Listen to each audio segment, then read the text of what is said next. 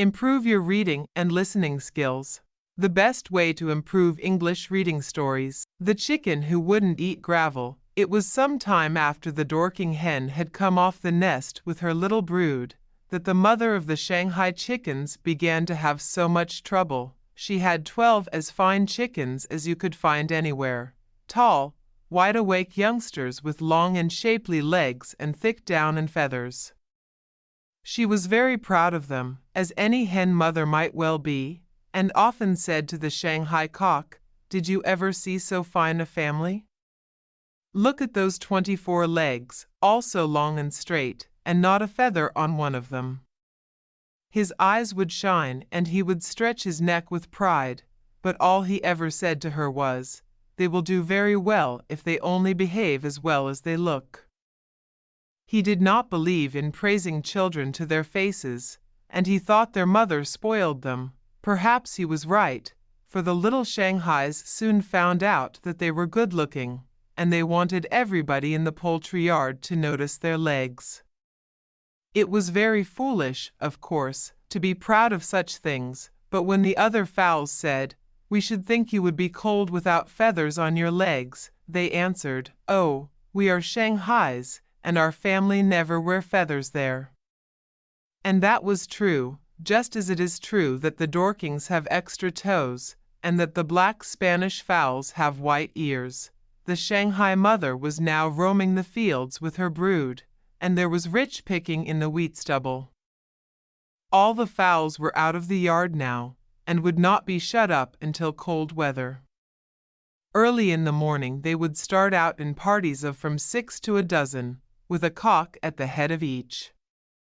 He chose the way in which they should go, he watched the sky for hawks, and if he saw one, gave a warning cry that made the hens hurry to him. The cocks are the lords of the poultry yard and say how things shall be there, but when you see them leading the way in the fields, then you know why all the fowls obey them. The farmyard people still tell of the day when a hawk swooped down on one of the young Dorkings and would have carried him off if the black Spanish cock had not jumped out, and pecked him and struck at him with his spurs, and fought, until the hawk was glad to hurry away. The cocks are not only brave, they are polite, too, and when they find food they will not eat it until they have called the hens to come and share with them. You can imagine what good times the chickens had in the stubble fields. They were so old now that their down was all covered with feathers, and some of them wondered if they couldn't feel their spurs growing. Still, that was all nonsense, as a bantam told them, because spurs do not start until the fowl is a year old. They had long been too large to cuddle under their mother's feathers at night, and had taken their first lessons in roosting before they went to the stubble fields. They had learned to break up their own food, too, and that was a great help to their mother.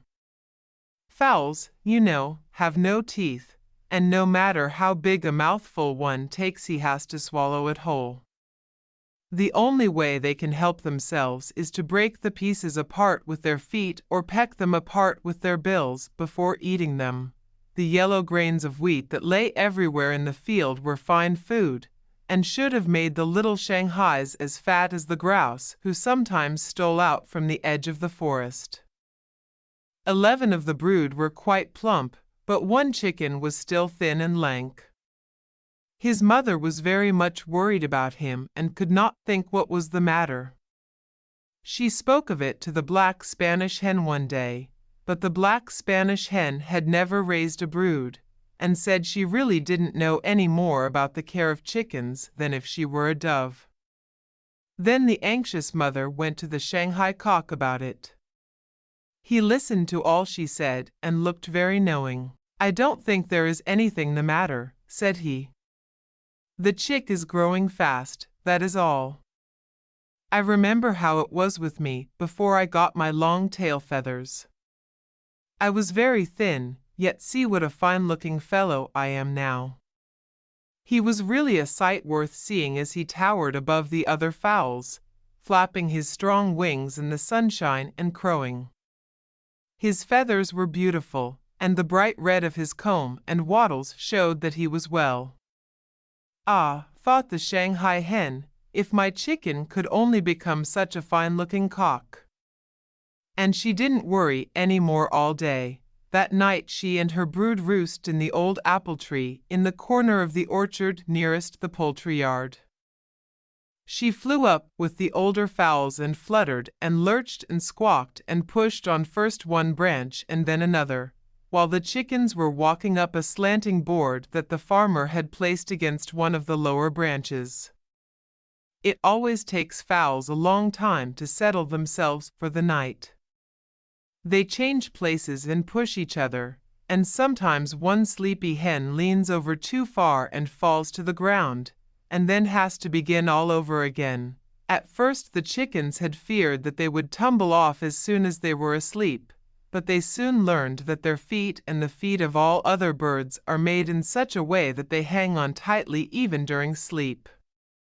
The weight of the bird's body above hooks the toes around the branch, and there they stay until the bird wishes to unhook them. After a long time, all the fowls were asleep with their heads under their wings.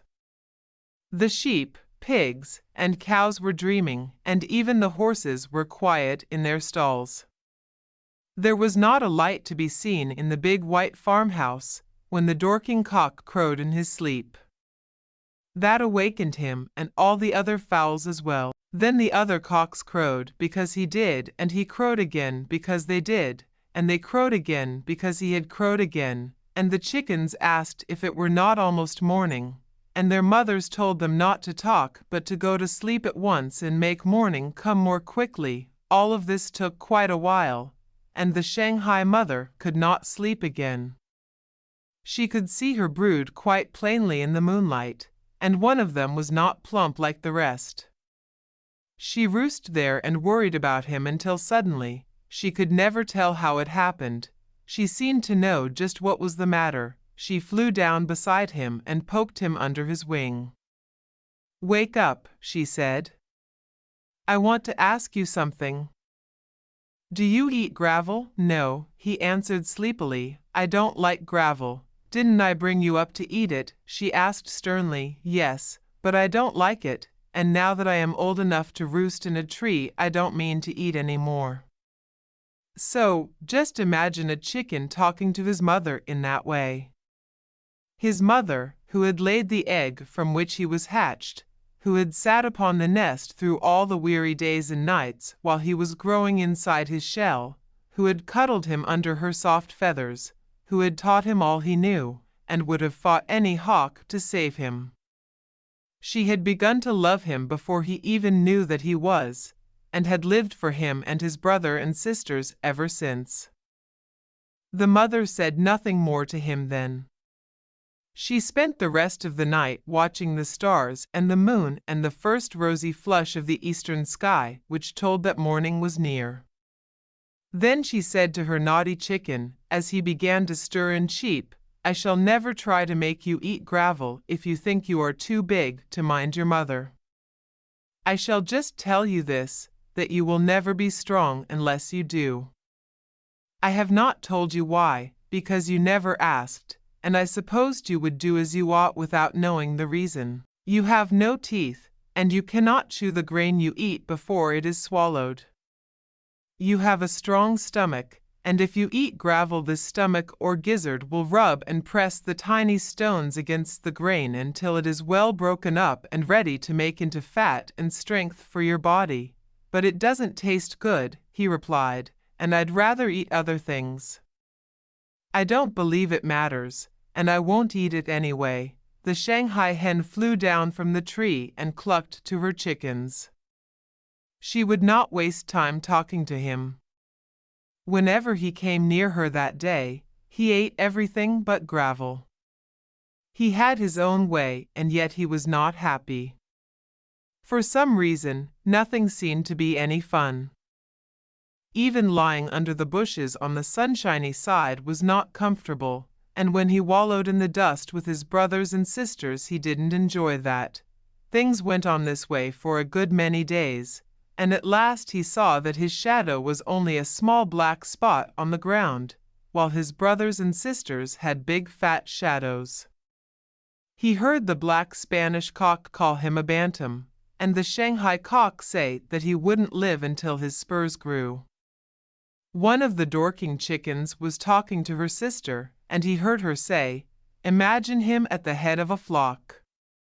Then she laughed, a mean, cackling little laugh. That night, when the rest were asleep in the apple tree, he walked softly down the slanting board and ate gravel.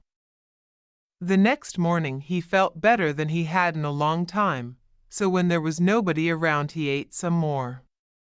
He didn't want anyone else to know that he had found out his mistake. Every morning he looked at his shadow, and it grew fatter and fatter. Still he was not happy, and he knew it was because he had not told his patient old mother. He wanted to tell her, too. One day he heard her telling his brother to eat more gravel, and the brother said he didn't like the taste of it. That made him speak at last. "Suppose you don't like it, you can eat it. Queer world it would be if we didn't have to do unpleasant things. I've just made up my mind that the people who won't do hard things, when they ought to, have the hardest times in the end. Wish I'd minded my mother and eaten gravel when she told me to, and I'm not going to let you be as foolish as I was." Just then he heard somebody say of him, "What a fine-looking fellow he is growing to be. I like him ever so much now." It was the Dorking chicken who had laughed at him. He ran after a grasshopper, and she ran after the same grasshopper, and they ran against each other, and the grasshopper got away, so of course they had to wander off together to find something to eat, and after that they became great friends. The Shanghai hen looked lovingly after him and raised one foot in the air.